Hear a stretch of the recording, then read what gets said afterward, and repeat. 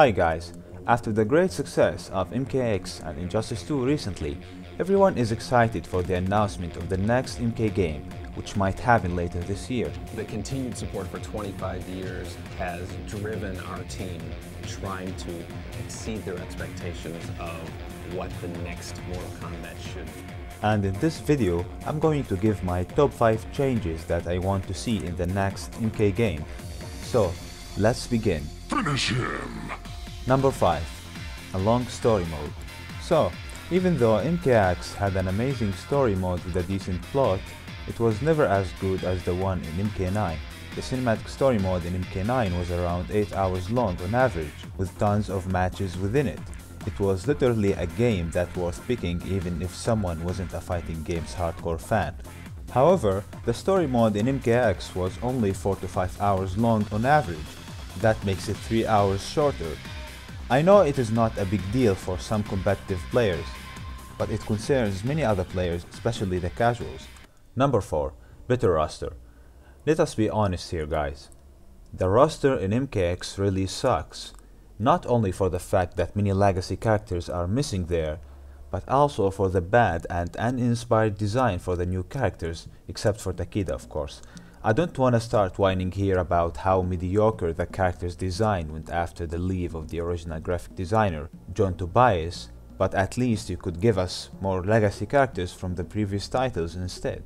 Also, I don't really get the point behind having some characters with full move lists, like Baraka, Sindel and Rain, being unplayable in the game.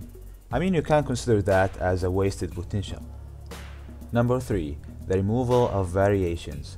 The variations on surface levels seem to be a very cool idea, but what most players don't realize here are the problems that come alongside this feature, and the difficulty of implementation in first place. The problem in MKX is that they have taken some signature key moves of some characters and split them between variations, and sometimes it was very obvious that the superiority of one variation over the others, and you can take Scorpion's Hellfire as an example there.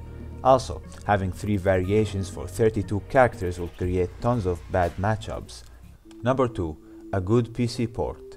We know that NRS have already passed that point after hiring QLOC to fix the mess that high voltage software made with the PC version of the last game, and the good port of Injustice 2 is the evidence here.